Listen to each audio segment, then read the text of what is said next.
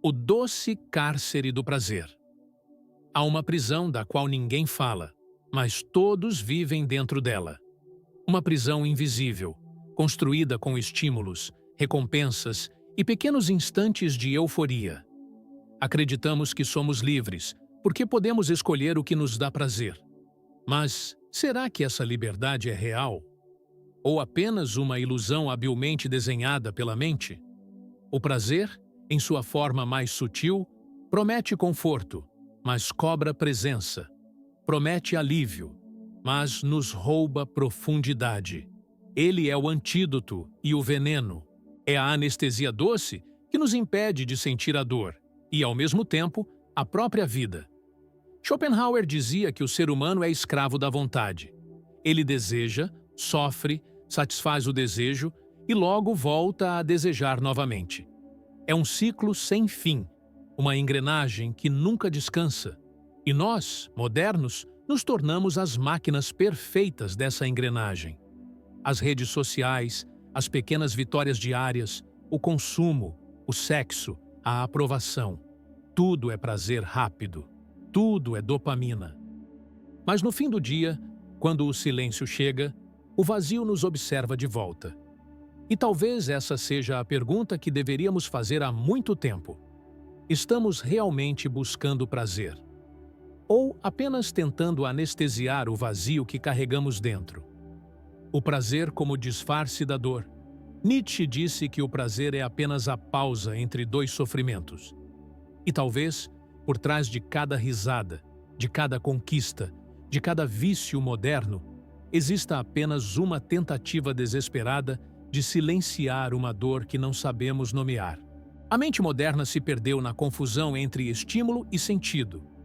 Vivemos em busca de sensações, acreditando que sentir muito é o mesmo que viver profundamente. Mas o prazer não é profundidade, é distração. Cada compra, cada elogio, cada curtida é uma pequena dose de anestesia. Um comprimido emocional que nos protege do tédio, da solidão e do medo de não sermos o suficiente. Mas no fundo, o prazer é só uma pausa. Ele não nos preenche, apenas silencia o grito interno por alguns minutos. E quando o efeito passa, o eco do vazio retorna mais alto, pedindo mais prazer para se calar. E assim, a prisão se fortalecer. O vício da dopamina e a fadiga da alma. A neurociência explica o que a filosofia já intuía há séculos. A busca incessante pelo prazer ativa o mesmo circuito cerebral do vício. O cérebro se acostuma à recompensa, e o que antes bastava agora já não é o suficiente. Vivemos em microdoses de dopamina. Uma notificação, uma mensagem, um novo vídeo, um novo desejo. Tudo é estímulo.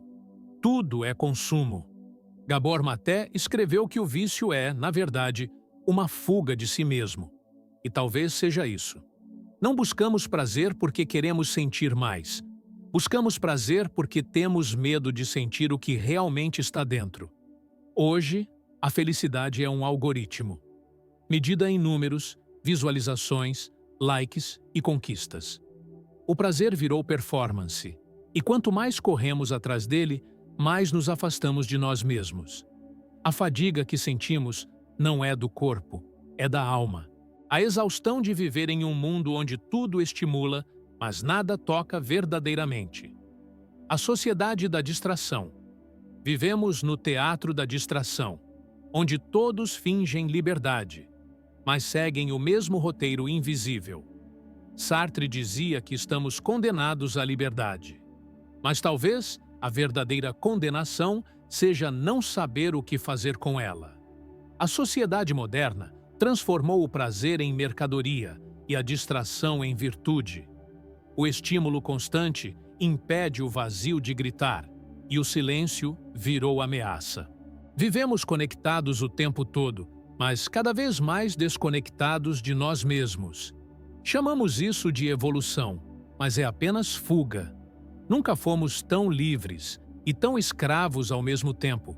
Escravos de um sistema que nos ensina a desejar o que não precisamos, a exibir o que não sentimos e a chamar de felicidade o que, no fundo, é apenas exaustão. A anestesia emocional.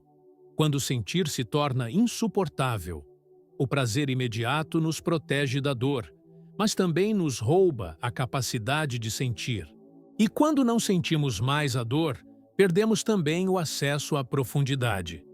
O silêncio interior assusta, porque nele somos obrigados a nos ouvir, a perceber o quanto fugimos, o quanto inventamos distrações para não encarar o que está dentro. Viktor Frankl dizia que o sofrimento sem sentido é insuportável. Mas o prazer sem propósito também é. O primeiro nos destrói, o segundo nos adormece.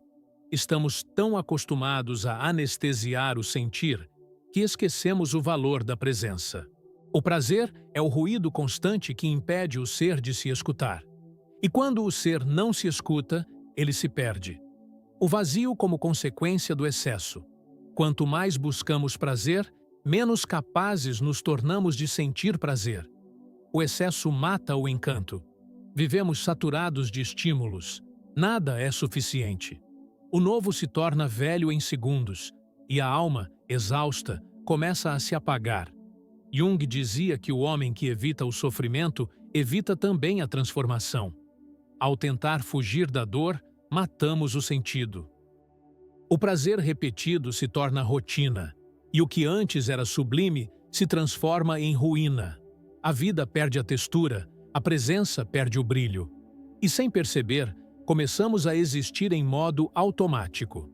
A isso chamamos conforto, mas talvez seja apenas dormência. A rebeldia do desconforto. Há poder naquilo que incomoda. O desconforto é o início da consciência desperta. É o chamado para voltar a sentir.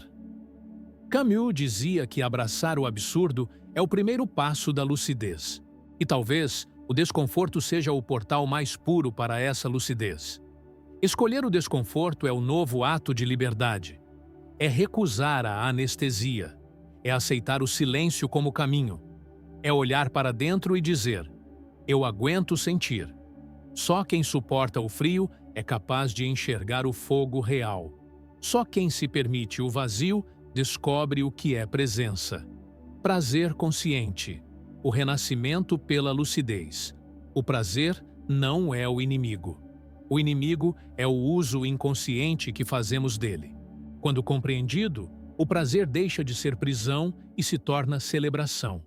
Ele passa a ser ponte entre corpo e alma, e não um muro entre eles. Jung falava da integração entre sombra e luz. O prazer é parte da vida, mas precisa ser vivido com consciência, com presença, com gratidão. Transformar o prazer em presença é o primeiro passo para reencontrar o sentido. O prazer vivido com alma é oração silenciosa. Quando deixamos de usá-lo para fugir e passamos a vivê-lo para sentir, ele se torna liberdade. A liberdade que nasce do olhar. O prazer é uma força neutra. Ele não aprisiona por si só. É a inconsciência que o transforma em cela. Quando buscamos prazer para fugir, perdemos a nós mesmos. Quando o vivemos com lucidez, encontramos o sagrado dentro do simples.